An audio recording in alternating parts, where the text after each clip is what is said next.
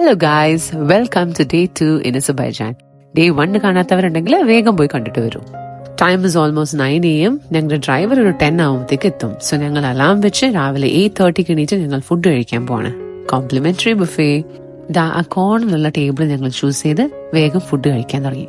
ഞങ്ങൾ നിൽക്കുന്ന ഈ എക്സൽസിയോർ എന്ന് പറഞ്ഞ ഹോട്ടൽ അസർബൈജാനി ഹോട്ടലാണ്. സോ വലിയ ഫുഡൊന്നും ഞങ്ങൾ പ്രതീക്ഷിച്ചില്ല. എന്നാലും ഒട്ടുമിക്ക ബ്രേക്ക്ഫാസ്റ്റ് ബുഫേയിലും കാണുന്ന ഫുഡ് ഐറ്റംസ് ഒക്കെ ഇവിടെ ഉണ്ടായിരുന്നു. ഇതാ ലൈവ് ഓംലെറ്റ്. ജിക്കുട്ടി എന്താ കഴിക്കണ? കേക്ക് ആണോ അത്? ആ പാവത്തിന്റെ കയ്യിൽ ചീസ് കൊടുത്തിട്ട് കേക്കാന്ന് പറഞ്ഞ് കഴിപ്പിക്കുന്ന ദുഷ്ടയായ അമ്മയാണ് ഞാൻ. അങ്ങനെ എന്തൊക്കെയോ ഫുഡ് ഞങ്ങൾ വാരി കുത്തി കയറ്റി വയറ് ഫുള്ളാക്കി റെഡിയായി. എന്റെ ഇന്നത്തെ ഔട്ട്ഫിറ്റ് നിങ്ങൾ ഓൾറെഡി ഒരു 3-4 റീല് കണ്ടിട്ടുണ്ടാവും. അങ്ങനെ ഞങ്ങളുടെ ഡ്രൈവർ വന്നു, മിസ്റ്റർ ആസാദ്. ഞങ്ങളിപ്പോൾ ആ കാറിൽ കയറി ഷാഡാഗിലേക്ക് പോവാണ്. ഒരു ക്വിക്ക് ടെമ്പറേച്ചർ അപ്ഡേറ്റ്.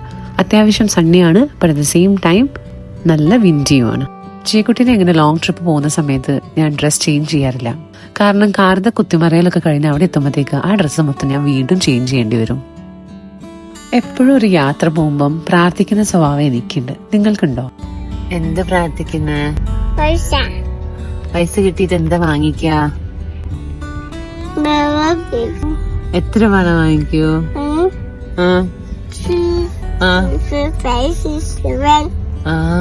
7 വള വാങ്ങിക്കാനാണ് ദൈവത്തിനോട് പൈസ ചോദിക്കുന്ന മോള്.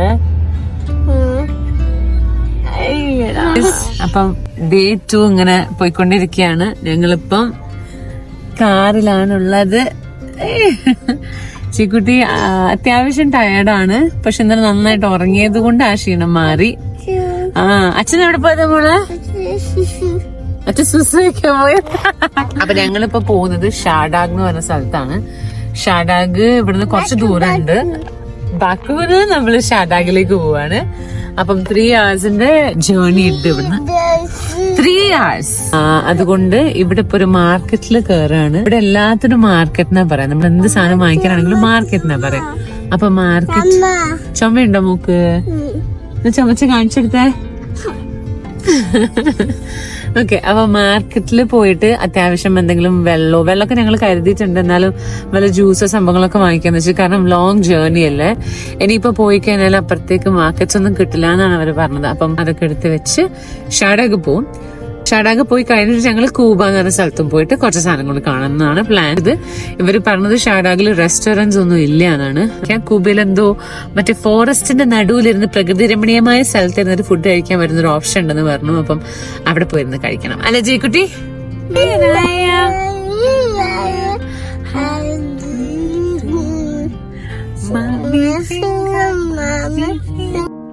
കാർ യാത്രകൾ പൊതുവെ എൻജോയ് ചെയ്യാത്തൊരു വ്യക്തിയാണ് ഞാൻ.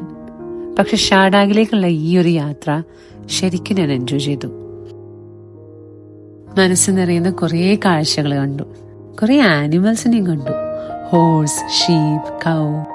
നല്ല പൂക്കളും നല്ല മരങ്ങളും. അങ്ങനെ പ്രകൃതിയുടെ ഭംഗി ആസ്വദിച്ച് ഞങ്ങൾ പോയി. ഫൈനലി ഞങ്ങൾ എത്തി. ഈ കാണുന്നതാണ് ഷാഡാഗ്.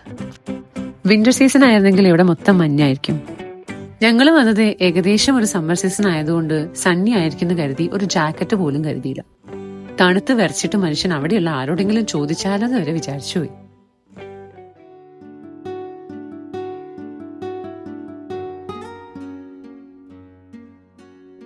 കുഞ്ഞു കുഞ്ഞു മഞ്ഞപ്പൂക്കളുടെ കാർപ്പറ്റ് ഇട്ട പോലെ ഉണ്ടായിരുന്നു ആ ഗ്രൗണ്ടിൽ മൊത്തം.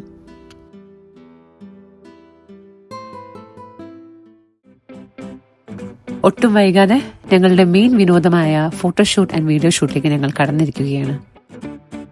യാതൊരു താല്പര്യവുമില്ലാതെ ഭാര്യയുടെ നിർബന്ധപ്രകാരം ഫോട്ടോക്ക് പോസ്റ്റ് ചെയ്യാൻ കാണിക്കുന്ന എന്റെ ഭർത്താവിന്റെ വലിയ മനസ്സ് നിങ്ങൾ കാണാതെ പോകരുത്.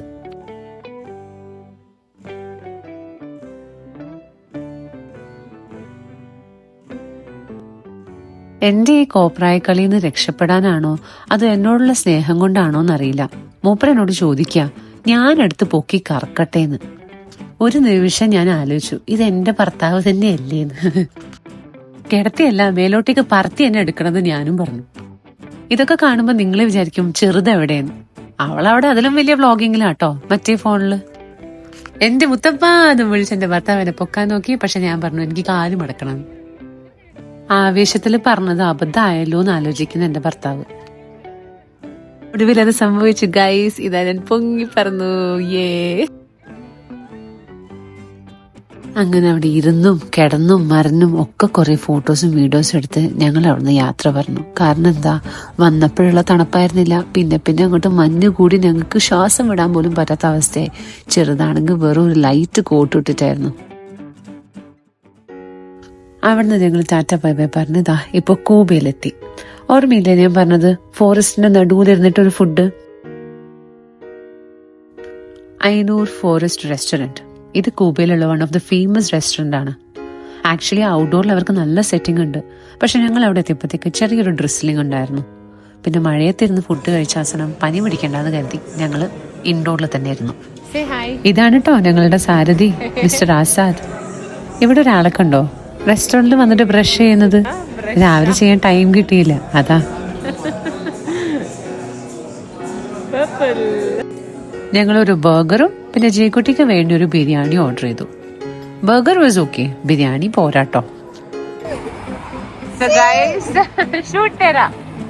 This is how 7:30 PM looks in Baku. ബാക്കുവിലെ 7:30 ഈ കാണുന്നത്.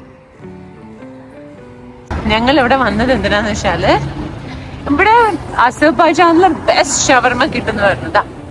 ഇവിടുത്തെ ഷവർമ എഴുതിയുണ്ടോ, ഷവർമ 1. ഓ, അവരെന്നെ പറയുന്നുണ്ട് അത് 1 ആണ്. അതുപോലെ ബെസ്റ്റ് ഫസ്റ്റ് 1 ആണ്.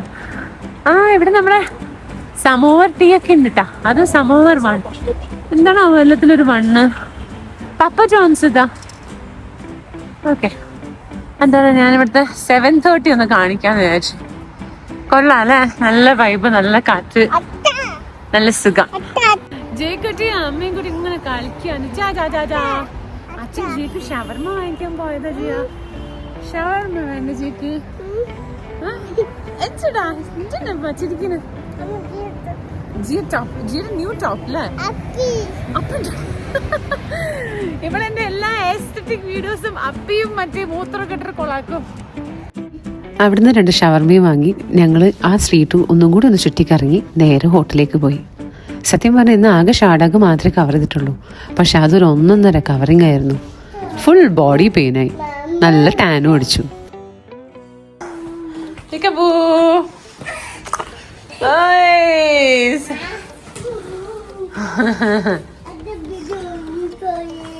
ഇറങ്ങിപ്പോയോ? ബൈ ജിയ, ഞങ്ങൾ സ്കൂളിൽ പോവാ.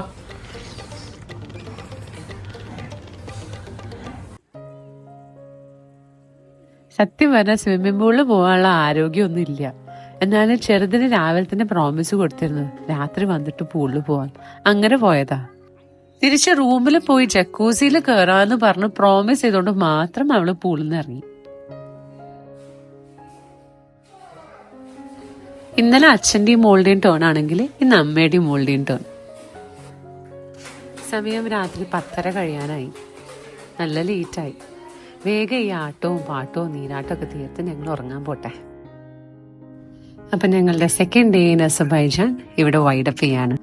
എൻ്റെ day 1 and day 2 vlog in Baku കണ്ട് ഞങ്ങളെ സപ്പോർട്ട് ചെയ്ത് ഞങ്ങളുടെ കൂടെ എൻജോയ് ചെയ്ത നിങ്ങൾക്ക് എല്ലാവർക്കും ഒരുപാട് നന്ദി.